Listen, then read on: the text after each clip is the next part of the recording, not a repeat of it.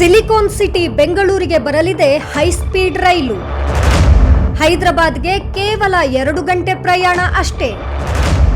Railway ಯೋಜನೆಯ ನಕ್ಷೆಯಲ್ಲಿ ಇದೆ ಚೆನ್ನೈ ಕೂಡ.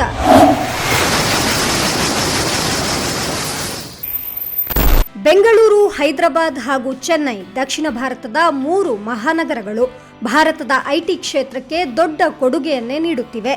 ಅದರಲ್ಲೂ ಹೈದರಾಬಾದ್ನಿಂದ ಬೆಂಗಳೂರು ಹಾಗೂ ಚೆನ್ನೈಗೆ ದಿನನಿತ್ಯ ಲಕ್ಷಾಂತರ ಜನ ಓಡಾಡ್ತಲೇ ಇರ್ತಾರೆ.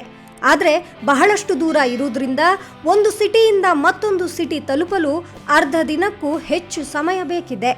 ಈ ಹಿನ್ನೆಲೆ ಕೇಂದ್ರ ಸರ್ಕಾರ ಮಾಸ್ಟರ್ ಪ್ಲಾನ್ ಮಾಡಿದ್ದು ಮುತ್ತಿನ ನಗರಿ ಹೈದರಾಬಾದ್ನಿಂದ ಬೆಂಗಳೂರು ಮತ್ತು ಚೆನ್ನೈಗೆ ವಿಮಾನದಷ್ಟೇ ವೇಗವಾಗಿ ಹೋಗುವ 2 ರೈಲ್ವೆ ಮಾರ್ಗಗಳನ್ನು ಪರಿಚಯಿಸಲು ಮುಂದಾಗಿದೆ.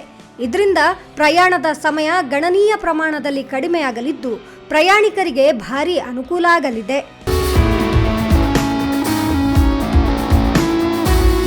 ಹೌದು, ತೆಲಂಗಾಣದ ರಾಜಧಾನಿ ಹೈದರಾಬಾದ್ನಿಂದ ಬೆಂಗಳೂರು ಹಾಗೂ ತಮಿಳುನಾಡಿನ ಕ್ಯಾಪಿಟಲ್ ಸಿಟಿ ಚೆನ್ನೈಗೆ ವಿಮಾನದಷ್ಟೇ ವೇಗವಾದ ರೈಲು ಮಾರ್ಗ ಬರಲಿದೆ.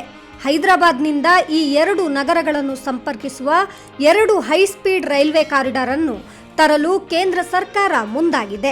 ಈ ಯೋಜನೆಯಿಂದ ರೈಲು ಪ್ರಯಾಣದ ಸಮಯ 2 ಕಡೆಯೂ ಸುಮಾರು 10 ಗಂಟೆಗಳಷ್ಟು ಕಡಿಮೆ ಆಗಲಿದೆ.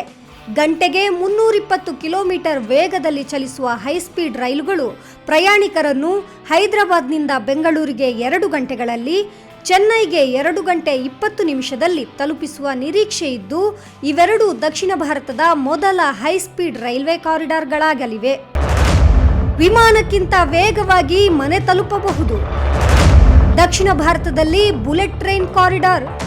ಸದ್ಯ ಹೈದರಾಬಾದ್ನ ರಾಜೀವ್ ಗಾಂಧಿ ಇಂಟರ್ನ್ಯಾಷನಲ್ ಏರ್ಪೋರ್ಟ್ನಿಂದ ಬೆಂಗಳೂರಿನ ಕೆಂಪೇಗೌಡ ಏರ್ಪೋರ್ಟ್ಗೆ ಬರುವ ವಿಮಾನಗಳು 1 ಗಂಟೆ 15 ನಿಮಿಷಗಳನ್ನು ತೆಗೆದುಕೊಂಡ್ರೆ, ಹೈದರಾಬಾದ್ನಿಂದ ಚೆನ್ನೈ ವಿಮಾನ ನಿಲ್ದಾಣಕ್ಕೆ ಹೋಗಲು 1 ಗಂಟೆ 20 ನಿಮಿಷ ತೆಗೆದುಕೊಳ್ತಿವೆ.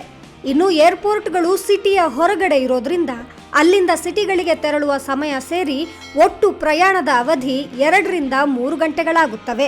ಈ ಹಿನ್ನೆಲೆ ಕೇಂದ್ರ ಸರ್ಕಾರ ಈ ನಗರಗಳ ನಡುವೆ ಹೈಸ್ಪೀಡ್ ರೈಲ್ವೆ ಕಾರಿಡಾರ್ ನಿರ್ಮಾಣಕ್ಕೆ ಮುಂದಾಗಿದೆ. ಹೈಸ್ಪೀಡ್ ರೈಲ್ವೆ ಮಾರ್ಗ ಶುರುವಾದ್ರೆ ವಿಮಾನದಲ್ಲಿ ಬರುವುದಕ್ಕಿಂತ ಮುಂಚೆಯೇ ರೈಲಿನಲ್ಲಿ ಬಂದು ಮನೆಯನ್ನು ಸೇರಬಹುದಾಗಿದೆ.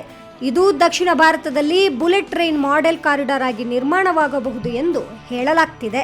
ಹೈದರಾಬಾದ್ ಹಾಗೂ ಚೆನ್ನೈ ಮಾರ್ಗದಲ್ಲಿ 705 ಕಿಲೋಮೀಟರ್ ಹೈಸ್ಪೀಡ್ ರೈಲು ಕಾರಿಡಾರ್ ಪ್ರಸ್ತಾಪಿಸಿದ್ರೆ, ಹೈದರಾಬಾದ್ ಬೆಂಗಳೂರಿನ ನಡುವೆ 626 ಕಿಲೋಮೀಟರ್ ಅತಿ ವೇಗದ ರೈಲ್ವೆ ಮಾರ್ಗವನ್ನು ಕೇಂದ್ರ ಸರ್ಕಾರ ಪ್ರಸ್ತಾಪಿಸಿದೆ. ಈಗಾಗಲೇ ಈ ಹೈಸ್ಪೀಡ್ ರೈಲ್ವೆ ಕಾರಿಡಾರ್ ಯೋಜನೆಯನ್ನು ಕಾರ್ಯರೂಪಕ್ಕೆ ತರಲು ಸಾರ್ವಜನಿಕ ವಲಯದ ಉದ್ಯಮ ಮತ್ತು ಇಂಜಿನಿಯರಿಂಗ್ ಸಲಹಾ ನಿಗಮವಾಗಿರುವ ರೈಟ್ಸ್ ಲಿಮಿಟೆಡ್ ತಯಾರಿ ನಡೆಸಿದೆ. 2 ಹೈಸ್ಪೀಡ್ ಎಲಿವೇಟೆಡ್ ಕಾರಿಡಾರ್ಗಳಿಗೆ ಡಿಪಿಆರ್, ಜೋಡಣೆ ವಿನ್ಯಾಸ, ಸಂಚಾರ, ಅಂದಾಜು ಮೊತ್ತ ಹಾಗೂ ಇಂಜಿನಿಯರಿಂಗ್ ಡಾಕ್ಯುಮೆಂಟ್ಗಳ ತಯಾರಿಕೆ ಸೇರಿ ಅಂತಿಮ ಸ್ಥಳ ಸಮೀಕ್ಷೆಯನ್ನು ಕೈಗೊಳ್ಳಲು ಟೆಂಡರ್ಗಳನ್ನು ಕೂಡ ಆಹ್ವಾನಿಸಲಾಗಿದೆ. ಎಲ್ಲ ಕೆಲಸಗಳು ವೇಗವಾಗಿ ನಡೆಯುತ್ತಿರೋದ್ರಿಂದ ಶೀಘ್ರದಲ್ಲೇ ಕಾಮಗಾರಿಗೂ ಕೂಡ ಚಾಲನೆ ಸಿಗಲಿದೆ ಎಂದು ಹೇಳಲಾಗ್ತಿದೆ. ಪ್ರತ್ಯೇಕ ಹೈಸ್ಪೀಡ್ ರೈಲ್ವೆ ಕಾರಿಡಾರ್ ನಿರ್ಮಾಣ. ಸಾಂಪ್ರದಾಯಿಕ ರೈಲುಗಳಿಗೆ ಸಂಚಾರ ಸಾಧ್ಯವಿಲ್ಲ. ಇನ್ನು ಯೋಜನೆಯ ಸಮೀಕ್ಷೆ ಮತ್ತು ಮೌಲ್ಯಮಾಪನಕ್ಕೆ 33 ಕೋಟಿ ರೂಪಾಯಿ ಬೇಕಾಗುತ್ತದೆ ಎಂದು ಹೇಳಲಾಗಿದೆ. ಈ ಹೈಸ್ಪೀಡ್ ಕಾರಿಡಾರ್ಗಳಲ್ಲಿ ನಿರ್ಮಿಸುವ ಹಳಿಗಳು ಸಂಪೂರ್ಣ ಭಿನ್ನ ಆಗಿರಲಿದೆ. ಈ ಮಾರ್ಗದಲ್ಲಿ ಗೂಡ್ಸ್ ರೈಲು, ಸಾಮಾನ್ಯ ರೈಲು, ವಂದೇ ಭಾರತ್ನಂತಹ ಸಾಂಪ್ರದಾಯಿಕ ರೈಲುಗಳು ಚಲಿಸಲು ಆಗೋದಿಲ್ಲ. ಇದು ಕೇವಲ ಹೈಸ್ಪೀಡ್ ರೈಲುಗಳಿಗಂತಾನೆ ನಿರ್ಮಾಣ ಆಗಲಿದ್ದು, ಮಾರ್ಗದ ಡಿಸೈನ್ ಕೂಡ ಬುಲೆಟ್ ರೈಲು ಕಾರ್ಯಾಚರಣೆಗಳಿಗಾಗಿ ಅಭಿವೃದ್ಧಿಪಡಿಸಲಾಗುತ್ತಿರುವ ಮುಂಬೈ ಅಹಮದಾಬಾದ್ ಹೈಸ್ಪೀಡ್ ಕಾರಿಡಾರ್ನ ಮಾದರಿಯಂತೆ ಇರಲಿದೆ ಎಂದು ರೈಲ್ವೆ ಇಲಾಖೆಯ ಮೂಲಗಳು ತಿಳಿಸಿವೆ. 350 ಕಿಲೋಮೀಟರ್ ವೇಗದಲ್ಲಿ ರೈಲು ಸಂಚರಿಸಲು ಮಾರ್ಗ ನಿರ್ಮಿಸಲಾಗ್ತಿದ್ದು, 320 ಕಿಲೋಮೀಟರ್ ವೇಗದಲ್ಲಿ ರೈಲುಗಳು ಈ ಕಾರಿಡಾರ್ನಲ್ಲಿ ಸಂಚರಿಸಲಿವೆ. ಈ ಮಾರ್ಗದಲ್ಲಿ ಎಲಿವೇಟೆಡ್ ಕಾರಿಡಾರ್, ಸುರಂಗಗಳು ಕೂಡ ಇರಲಿವೆ. ಈ ರೈಲ್ವೆ ಮಾರ್ಗ ಯಾವಾಗ ಜನರಿಗೆ ಮುಕ್ತ? ಯಾವ ಮಾರ್ಗದಲ್ಲಿ ಬೆಂಗಳೂರಿಗೆ ಬರಲಿದೆ? ಈ ಹೈಸ್ಪೀಡ್ ರೈಲ್ವೆ ಕಾರಿಡಾರ್ ಯೋಜನೆ ಯಾವಾಗ ಜನರ ಬಳಕೆಗೆ ಮುಕ್ತವಾಗುತ್ತೆ ಎಂಬುದನ್ನು ನೋಡೋದಾದ್ರೆ, ಈ ದಶಕದಲ್ಲಂತೂ ಈ ಕಾರಿಡಾರ್ ನಿರ್ಮಾಣ ಆಗೋದು ಡೌಟ್.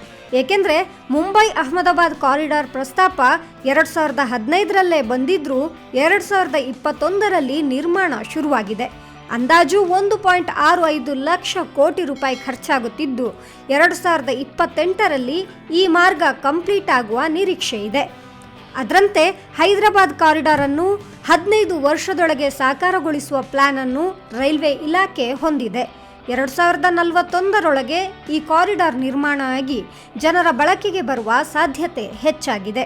ಇನ್ನು ಯಾವ ಮಾರ್ಗದಲ್ಲಿ ಹೈದರಾಬಾದ್ನಿಂದ ಬೆಂಗಳೂರಿಗೆ ಈ ಕಾರಿಡಾರ್ ನಿರ್ಮಾಣ ಆಗಲಿದೆ ಎಂಬುದನ್ನು ಗಮನಿಸಿದರೆ ಹೈದರಾಬಾದ್, ಶಾದ್ನಗರ, ಮೆಹಬೂಬ್ ನಗರ, ಗದ್ವಾಲ್, ಕರ್ನೂಲ್, ಗುಂತಕಲ್, ಅನಂತಪುರ, ಧರ್ಮಾವರಂ, ಹಿಂದೂಪುರ, ದೊಡ್ಡಬಳ್ಳಾಪುರ, ಯಲಹಂಕ ಮಾರ್ಗವಾಗಿ ಬೆಂಗಳೂರನ್ನು ತಲುಪಲಿದೆ ಎಂದು ಹೇಳಲಾಗಿದೆ.